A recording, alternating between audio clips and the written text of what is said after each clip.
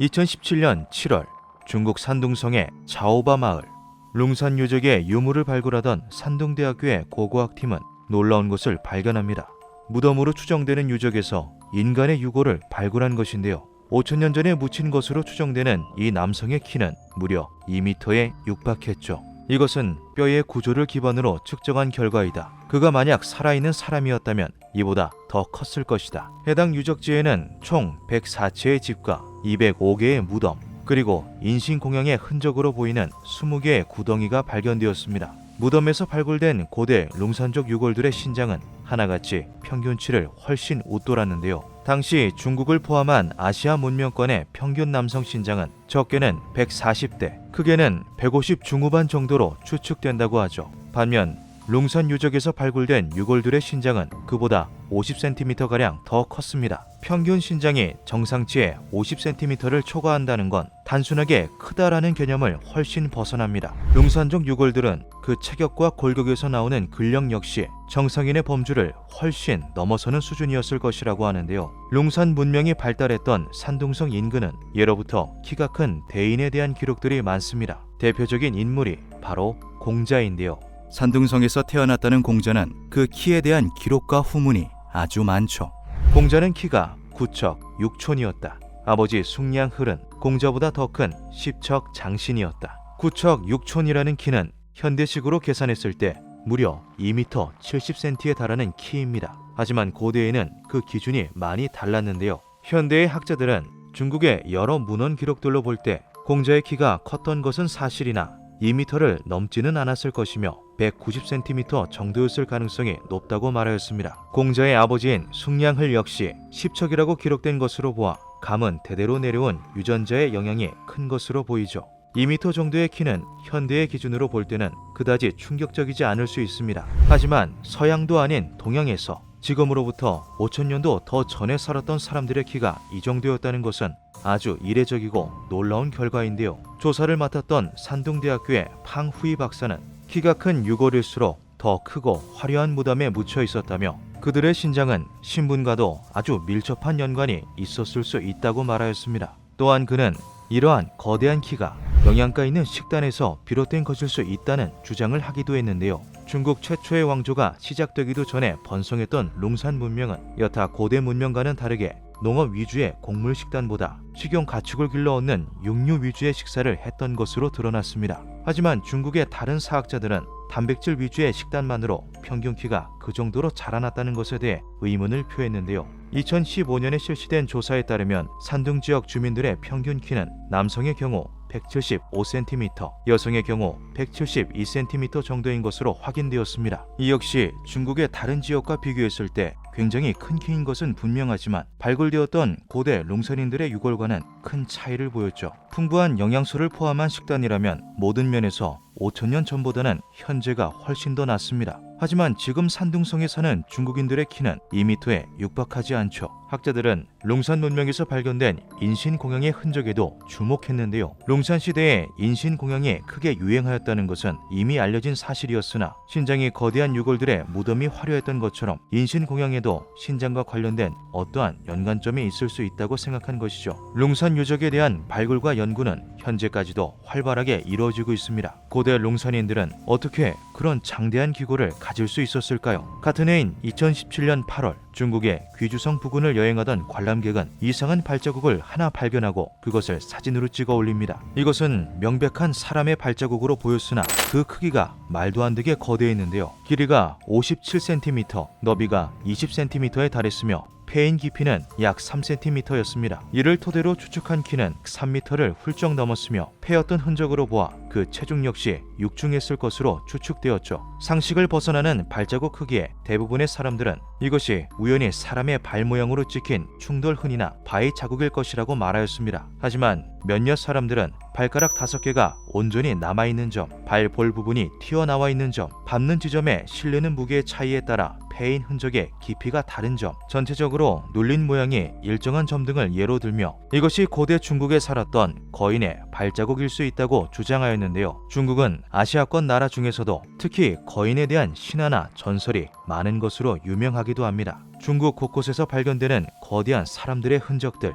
이들은 서로 어떠한 연관점이 있지는 않을까요?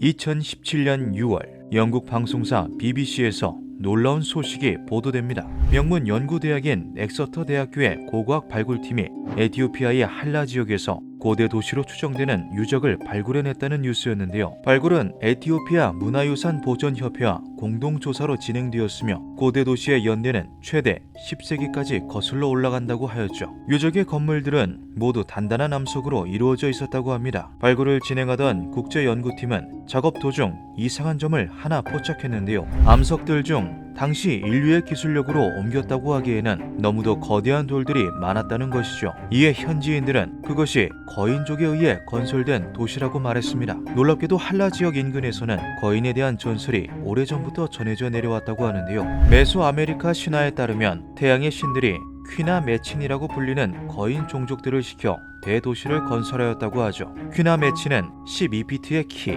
600파운드의 몸무게를 가진 고대의 거인족입니다. 네 번째 태양의 시대에 살았다고 전해지는 그들은 멕시코 일대에 거주했으며 현재까지도 남아있는 멕시코의 거성 유적 테오티우아칸과 촐룰라 대피라미드를 건설한 장본인이라는 전설이었죠. 더 놀라운 것은 할라 지역에서 내려오는 이야기 중에 소수 퀴나 메친들이 에티오피아 인근에 정착했다는 전설 또한 존재한다는 것인데요. 전설에 따르면 퀴나 메친들은 신을 섬기지 않아 미움을 사게 되었고 그로 인해 원주민들과 끊임없는 투쟁을 벌였다고 합니다. 반복되는 투쟁으로 인해 거인족은 차츰 멸족의 길을 걷게 되었고 그들 중 일부가 다른 대륙으로 흩어져 대를 잇고자 하였지만 그 핏줄은 결국 오래가지 못했다고 하죠. 이와 관련된 사파는 가장 오래된 성경 사본이라고 불리는 바티카누스 코덱스에 실려있기도 합니다. 4세기경에 작성되었다는 이 고문원에는 멕시코 고원의 원주민들이 거인을 사냥하는 모습이 그려져 있죠. 할라 지역의 현지인들은 그렇게 타대륙으로 건너간 퀴나 메친 일부가 이곳 에티오피아에 자리 잡았던 것이라고 말했습니다. 그들은 그 증거로 고대 도시가 발견된 곳 인근의 지형을 예로 들었는데요. 도시를 중심으로 거대한 호 같은 지형이 도시를 감싸한 듯이 형성되어 있는데 이것은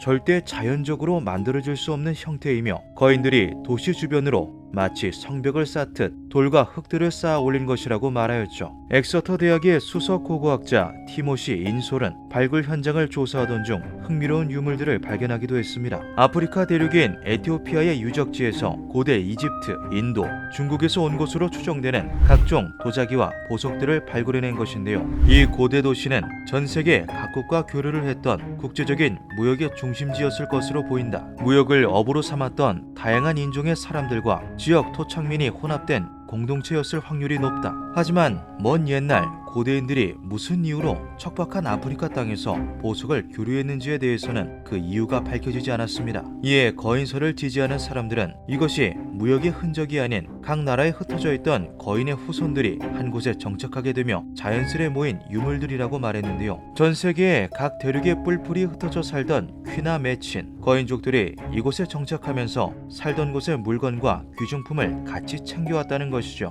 이집트, 인도, 중국 등 유물들의 본토로 추측되는 곳들 또한 거인에 대한 전설들이 실제로 존재하는 곳이기도 합니다. 에티오피아에서 발견된 고대 도시가 옛 거인들의 도시라고 불리게 된 데에는 또 다른 이유가 있었는데요. 2015년 고인류학자 요하네스 셀라시는 에티오피아 북서부의 아파르 지역에서 인간의 것으로 추정되는 턱뼈를 발굴했습니다. 주변 퇴적물의 연대를 측정한 결과 이 뼈는 지금으로부터 350만 년 전엔 플라이옷의 중기에 묻힌 것으로 추정되는데요. 인간이라기보다 인류의 먼 조상인 유인원 정도로 추측되는 화석이었죠. 문제는 턱뼈가 너무나도 거대했다는 것입니다. 턱뼈의 크기로 계산한 전체 신장은 무려 350cm에 달했는데요. 이는 고대 전설에 등장하는 퀴나 메친의 신장과도 일치하는 부분이죠. 하지만 발견된 것이 턱뼈뿐이라 자세한 조사는 진행될 수 없었습니다. 요하네스는 턱뼈만으로도 이것이 그간 발견되어 왔던 종들과는 확실한 구별성을 가진다고 생각하였고 오스트랄로피테쿠스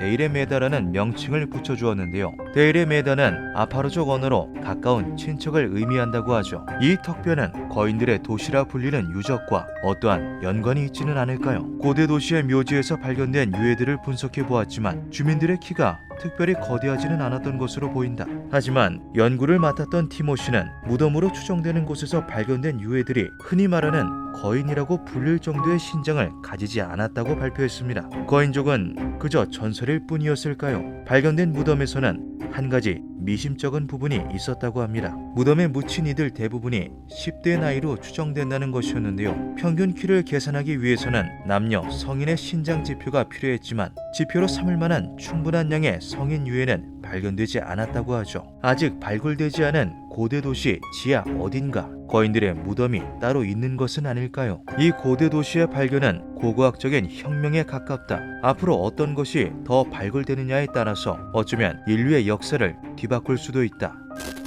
2008년 11월 이란 북서부에 위치한 사난다지의 한 도로공사 현장에서 거대한 지하 묘지가 발견됩니다. 나라 전체가 하나의 유적지인 이란에서 공사 도중 유물이 출토되는 건 흔한 일이었는데요. 그런 이란에서도 내부에 2개의 광장과 수로를 갖춘 2층 규모의 각종 부장품이 가득한 지하 묘지가 발견된 것은 엄청난 사건이었죠. 이란 국영통신사 이르나를 비롯한 현지 매체들은 세계의 발굴 소식을 일제히 보도했습니다. 동시에 발굴 상황을 담은 것으로 보이는 36초짜리 영상이 유튜브 등을 통해 확산되기 시작했는데요. 놀랍게도 그 안에는 석관에 반드시 누운 상태로 발견된 미라의 모습이 담겨 있었죠. 거인왕의 미라가 발견됐다. 이상한 것은 미라가 인간이라고 하기엔 비정상적으로 컸다는 것입니다. 또한 딱딱하게 굳거나 말라 비틀어진 일반적인 미라들과 달리 피부가 완벽하게 보존된 상태였죠. 전신은 보석과 황금으로 장식되어 있었으며 두 눈 위에는 동전이 올려져 있었고 머리에는 화려한 금관을 쓰고 있었습니다. 가슴 위에는 수메르 쇠기 문자가 새겨진 물고기 모양 금판이 올려져 있었는데 그 만듦새는 이란의 고대 왕조 아르메네스의 유물과 유사했죠. 하지만 발굴에 참여한 전문가들 중 그 누구도 미라의 정체를 밝혀내지 못했는데요. 같이 묻혀있던 부정품들은 각기 다른 왕조의 것들을 모아놓은 듯 시대를 아울렀기 때문이죠. 그러는 사이 다른 사람들 사이에서는 미라가 고대 거인 종족 아눈나키일 것이라는 소문이 퍼지기 시작합니다. 아눈나키는 인류 최초의 문명이라고 불리는 수메르와 몇몇 문화권에서 인류를 창조한 신으로 묘사되는 거인 종족입니다. 문헌에 따르면 지금의 중동 아시아 지역을 다스렸으며 고도의 의학 및 건축 기술을 보유하고 있었다고 전해지죠. 오랫동안 신화 속 존재로만 여겨졌으나 일부 고고학자들은 아눈나키가 먼 과거 지구에 실제로 살았던 고대 인류일 가능성을 제시하기도 했습니다. 오스트리아 출신 문화 유물 연구가 클라우스 도나도 그중 한 명이죠. 최근 몇 년간 이스라엘, 이집트, 이라크 등 중동 지역에서 인간처럼 보이나 인간과 전혀 다른 거인류의 유골이 발굴되고 있습니다. 그들은 신화가 아니라 역사 속에서 실제합니다. 거인 미라의 정체에 대한 뜨거운 논쟁이 이어지는 가운데 이란의 문화유산부는 발굴된 지하 묘지가 철기시대 형성된 것으로 추정된다는 조사 결과를 발표합니다.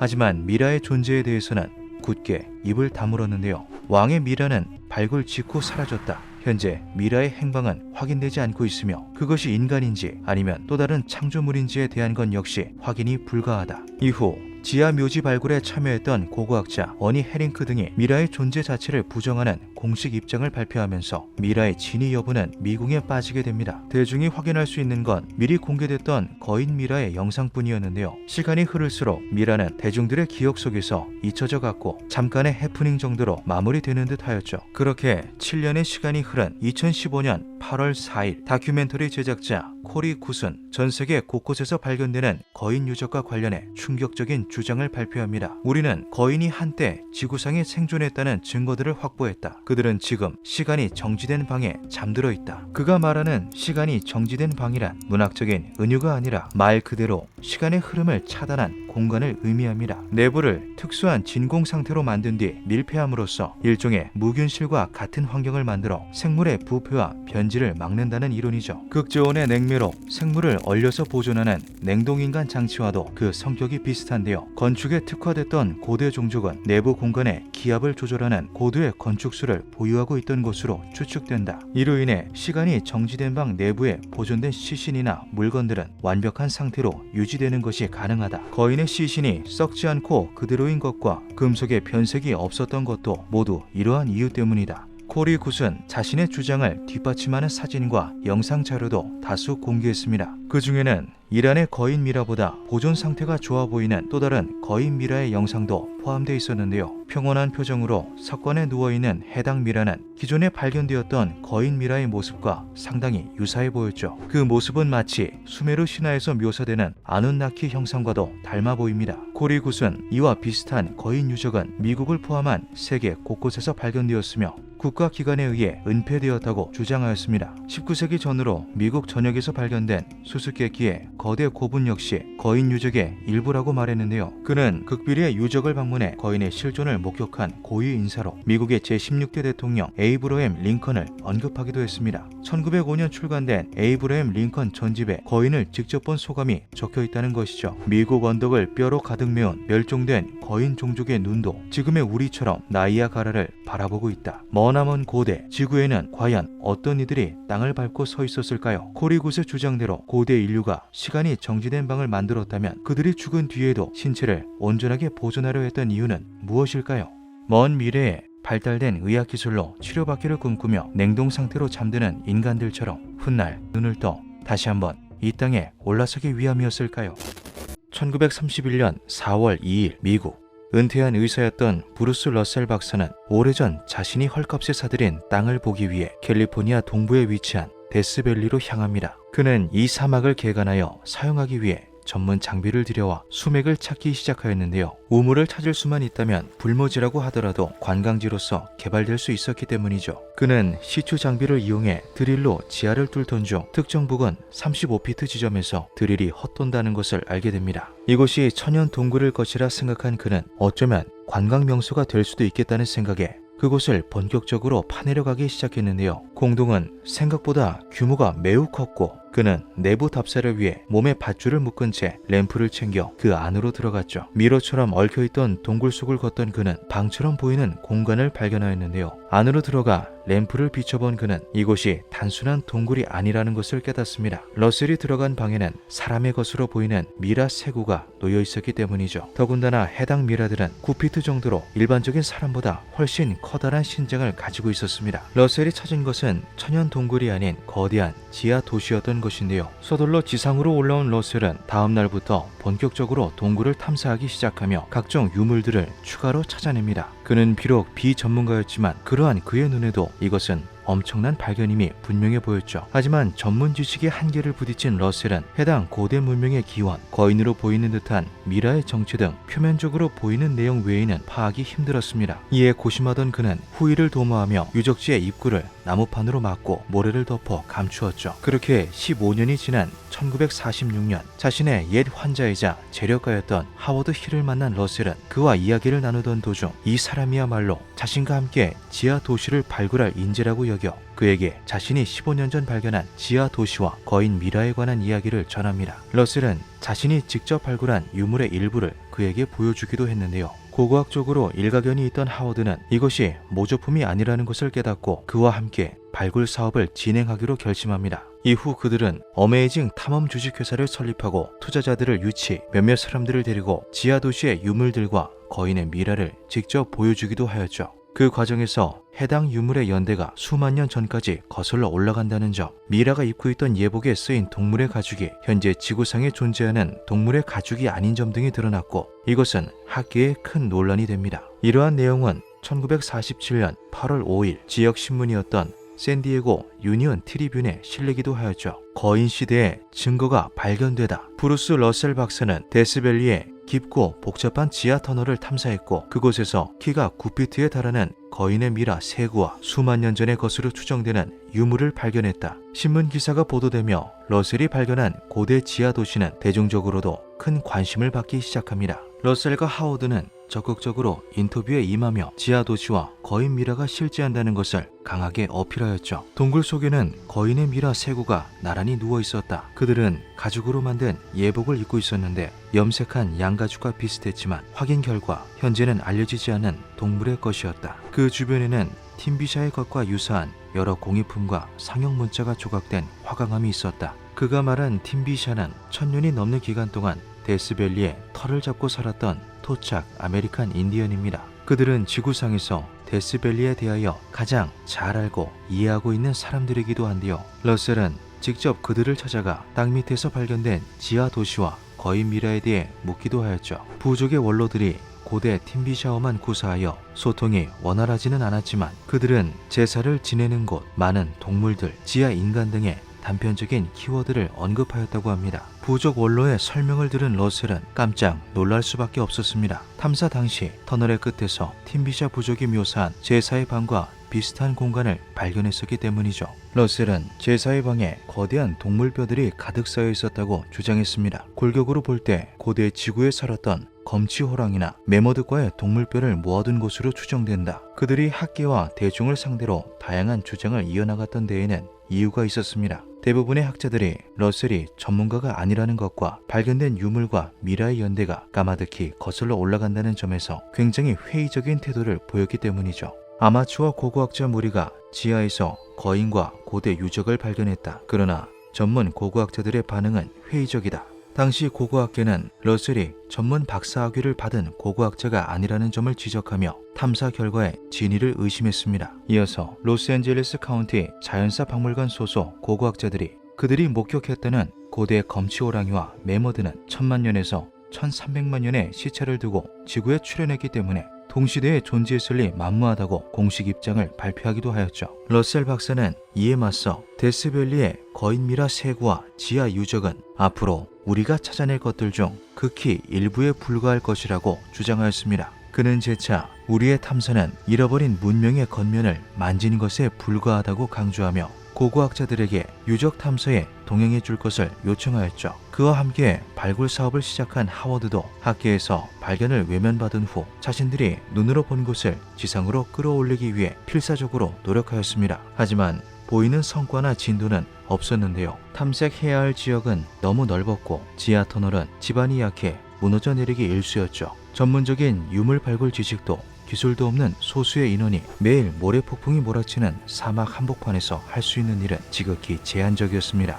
브루스 러셀은 이런 상황을 타파하기 위해 투자자 그룹과 기자들을 모집해 직접 지하 터널로 향했습니다. 하지만 생각지도 못한 변수가 발생합니다. 실질적인 증거를 입증해야 한다는 생각에 무리하게 발굴을 진행하다가 지반이 무너져 내리면서 지하 터널 구간의 상당 부분이 흙더미에 묻혀버린 것이죠. 이후 터널 속을 한참 헤매다 가까스로 지상으로 복귀한 러셀의 말을 믿어주는 사람은 아무도 없었습니다. 그는 절망했고 직후 자취를 감추었죠. 몇 달 후 데스밸리의 외딴 지역에서 라디에이터가 폭발한 듯 보이는 브루스 러셀의 차가 발견됩니다. 옷과 소지품이 든 가방은 차 안에 그대로 있었지만 정작 그는 어디에도 없었는데요. 이후 경찰이 해당 지역 일대를 수색했으나 시신조차 발견되지 않았죠. 사람들은 궁지에 몰린 그가 책임을 피하기 위해 잠적한 것이라 말합니다. 혹자는 위기에 몰린 러셀이 인류 역사의 근간을 뒤흔드는 새로운 발표를 준비하고 있었고 그 과정 중에 죽임을 당한 것이라 주장하기도 했습니다. 실제로 러셀의 지인들에 의하면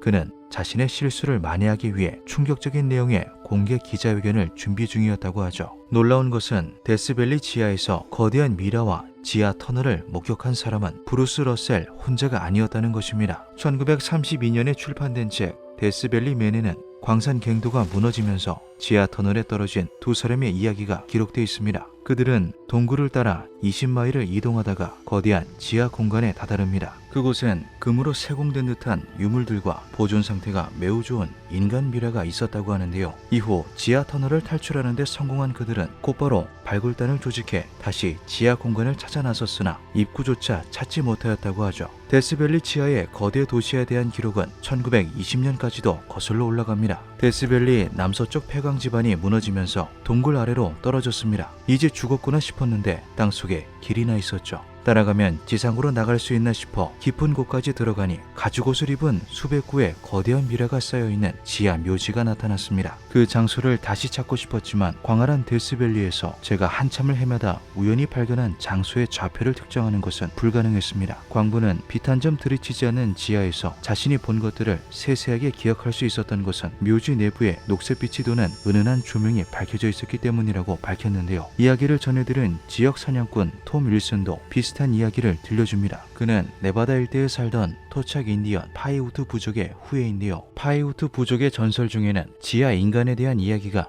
존재하죠. 그곳엔 가죽옷을 입은 피부가 고운 사람들이 살고 있는데 그들은 자신들의 언어를 쓰며 지상에서는 볼 수 없는 음식을 먹는다고 한다. 여튼 녹색을 띤 불빛이 태양이 뜨지 않는 그들의 도시를 비추었다. 톰 윌슨은 역시 지하 도시를 찾는데 여생을 바쳤으나 끝내 그것을 찾지 못한 채 1986년 눈을 감습니다. 죽음의 계곡이라고 불리는 이 거친 땅에서 누구는 거인의 미라를 봤다고 말하고 누구는 땅 밑에 사는 지하 인간에 대한 전설을 말하기도 합니다. 내용은 저마다 다르지만 거인, 미라, 지하 도시 등 동일한 키워드의 괴소문이 꼬리에 꼬리를 물고 70년간 이어지고 있죠. 뜨거운 사막 아래 그 어딘가 어쩌면 아직 찾지 못한 지하 문명과 거인의 흔적이 존재하지는 않을까요?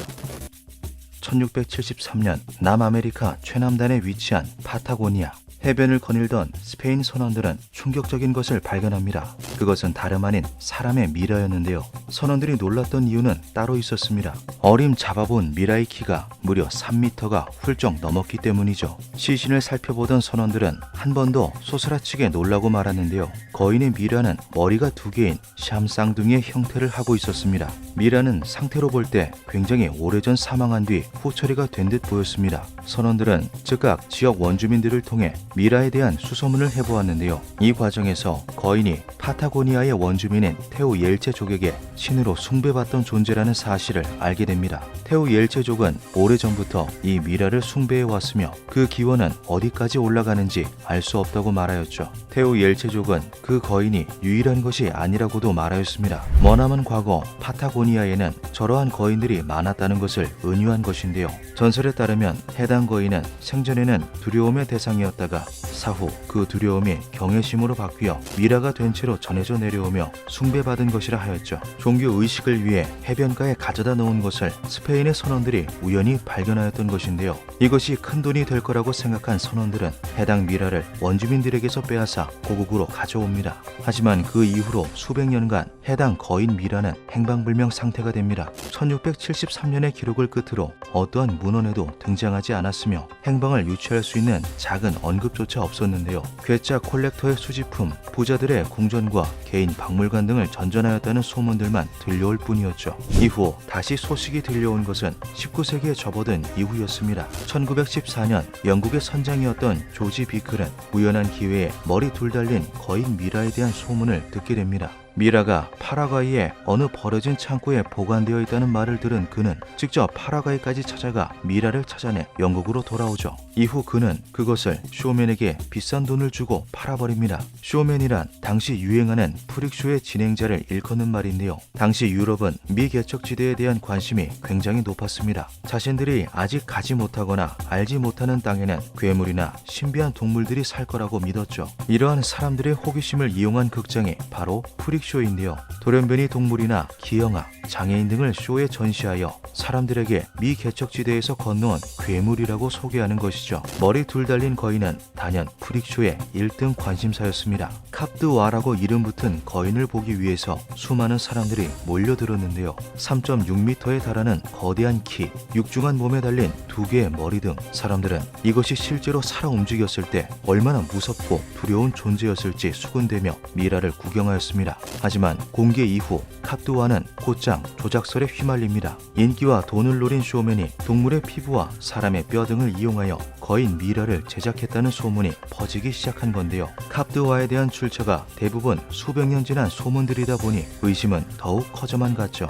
이에 사람들은 파타고니아의 거인에 대한 정보와 자료들을 뒤지기 시작했습니다. 돈을 노린 조작이라면 허술한 설정이나 배경은 금세 탄로나기 때문이죠. 하지만 그 결과는 대중들의 예상과는 달랐습니다. 파타고니아에 실제로 수많은 거인에 관한 전설이 존재했기 때문인데요. 파타고니아는 오래전부터 거인의 땅이라 불렸으며 거인들은 토착민들에게 일종의 반신으로 숭배받았습니다. 이것은 포르투갈의 탐험가 페르디난드 마젤란의 기록에서도 찾아볼 수 있죠. 1520년 마젤란과 그의 부하들은 빅토리아호에 탑승하여 일주 항해를 하던 중 남아메리카 내륙에 내리게 됩니다. 마젤란은 현재 파타고니아 지역 인근을 탐험하던 중 보통 사람의 2배 키를 가진 원주민을 만났다고 기록했는데요. 그들은 상체에 비해 다리가 매우 두꺼웠으며 넓고 커다란 이마를 가졌다고 했죠. 이것은 탐험대 일원이자 마젤란 원정대의 연대기 작성자인 안토니오 피가페타의 기록에도 남아있습니다. 그들은 파타곤이라 불렸다. 항구 기슭에서 벌거벗고 춤을 추는 그들과 마주쳤는데 키가 너무 커서 우리들은 간신히 그의 허리에 닿을 뿐이었다. 마젤란 원정대의 거인 목격 기록은 이후의 학자들에 의해 그저 과장된 기록이라고 해석되었습니다. 당시 남아메리카에 거주하던 원주민들의 키가 포르투갈인보다 컸기 때문에 마젤란이 이에 대해 과장을 섞어 기록과 사파로 남겼다는 것인데요. 몇몇 사람들은 그가 단순히 키가 조금 큰 원주민을 보고 남긴 기록이라면 2배에 달하는 키, 두꺼운 다리와 넓은 이마, 간신히 허리에 닿는 탐험대원의 모습 등의 구체적인 묘사까지 덧댈 필요는 없었을 거라며 해당 기록이 사실을 근거한 거인 목격설이라고 주장하기도 하였죠. 마젤란이 파타고니아에서 거인을 목격한 시점은 1520년으로 스페인 선원들이 해변에서 카프두아의 미라를 발견한 1673년과 대략 150년 정도의 차이가 납니다. 이는 역사적으로 볼 때 그리 멀지 않은 시간대이죠. 카프두아는 미라가 되어버린 파타곤인 걸까요? 기록은 이뿐만이 아닙니다. 파타고니아의 거인 파타곤 목격담은 1520년 이후로도 꾸준히 이어졌습니다. 1579년 영국의 해군 장교 프란시스 드레이크는 파타고니아 인근 해변을 지나던 중 키가 8피트에 달하는 원주민들을 목격하였다고 기록하였으며 1590년 영국 선원 앤소니 킹벳은 파타고니아 해안가에서 12피트 크기의 시체를 보았다고 주장하였습니다. 같은 해 영국인이었던 윌리엄 아담스는 파타고니아 인근 지역인 티에라 델 푸에고로 향하던 중 해변에서 부자연스러울 정도로 키가 큰 원주민을 만났다고 기록하기도 하였죠. 가장 마지막 목격담은 1766년으로 영국 해군 장교 존 바이런 제독이 이끄는 돌핀호에 탑승했던 승무원이 파타고니아를 지나며 9피트 크기의 원주민 부족을 보았다는 기록이었습니다. 학자들은 테오 옐체족의 언어를 토대로 파타곤이라는 말의 어원이 거대한 발을 뜻하는 거라 풀이하였습니다. 명칭의 기원에도 거인과의 상관관계가 있다는 것을 알아낸 학자들은 이것의 실존 가능성을 연구하기 위해 파타곤이 기록된 더 다양한 문헌들을 찾아보기 시작했는데요. 놀랍게도 그리스의 문헌 속에서 그 기록을 발견할 수 있었죠. 섬으로 항해를 떠난 기사 프리말레오는 매우 잔인하고 악독한 일족과 마주쳤다. 그들은 날고기를 먹었으며 거대한 몸에 동물의 가죽을 몸에 두르고 있었다. 거인들은 그랜드 파타곤이라고 불렸다. 마젤란이 탐험을 하기 8년 전에 이미 그들을 목격하여 기록한 서적이 존재했던 것인데요. 파타곤은 정말 실제했던 거인족이었을까요? 파타고니아의 거인 전설을 유럽에 알린 카프두아는 영국 노스 서머셋의 번백보드 인근에 45년 동안 전시되다가 1959년 토마스 하워드라는 영주에게 팔려나갑니다. 다음 해인 1960년 하워드는 끊이지 않는 진위 여부 논란을 해결하고자 지역 내 명망 높은 의사들을 대상으로 미라를 검사하여 그 결과를 대중에게 공개하였는데요. 시신의 옷을 탈의하여 세심하게 살펴보았지만 봉합이나 결합의 흔적은 보이지 않았다. 의사들은 해당 미라의 외관 검사와 방사선 촬영을 거친 후 이것이 가짜라는 징후가 없다라고 평합니다. 하지만 하워드는 이후 대중들이 요청한 해부, 표본 채취 등의 더 자세한 검사 요청에는 응하지 않았는데요. 검사를 통해 미라의 진위 여부를 밝혔음에도 사람들은 끊임없이 진실을 요구한다. 그 진실이 바로 눈앞에 있는데도 말이다. 이후 하워드는 미라의 손상이나 도난 등을 우려하여 더 이상의 추가 검사는 하지 않겠다고 밝혔죠. 혹자는 카프두아의 존재는 사실이며 미라 역시 실제하였으나 1673년 미라의 확보 이후 19세기에 다시 등장하기까지 수백 년의 공백기 동안 사라져버린 것이라 주장하기도 하였습니다. 실제했던 전설과 미라에 대해 알게 된 19세기의 선장 혹은 쇼맨이 사실을 기반으로 돈을 벌기 위해 미라를 제작한 것이라는 거죠. 즉 카프두아는 실제로 존재한 파타곤이지만 박물관에 전시된 카프두아는 그것을 모방한 가짜라는 것인데요. 진실은 과연 무엇일까요? 현재 카프두아는 미국 메릴랜드주 볼티모어에 위치한 오래된 골동품 상점 앤티크맨에 보관되어 있다고 합니다. 소유주인 로버트 거버는 카프두아가 오래전에 멸종한 거인족 호모 기간티쿠스의 실질적 증거라고 주장하였는데요. 계속된 진위 여부 논란에 로버트 역시 기관을 통해 검사를 진행하기도 하였습니다. 같은 지역에 위치한 연구대학 존스 호킨스 대학의 재학생들이 직접 카프두아의 미라를 검사하였고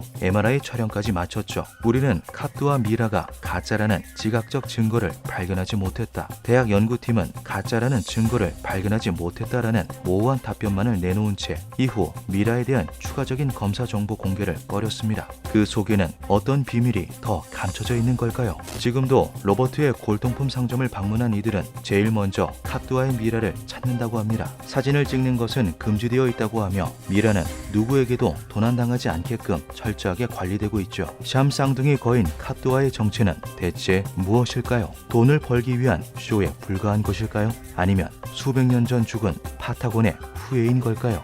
기묘한 밤이었습니다.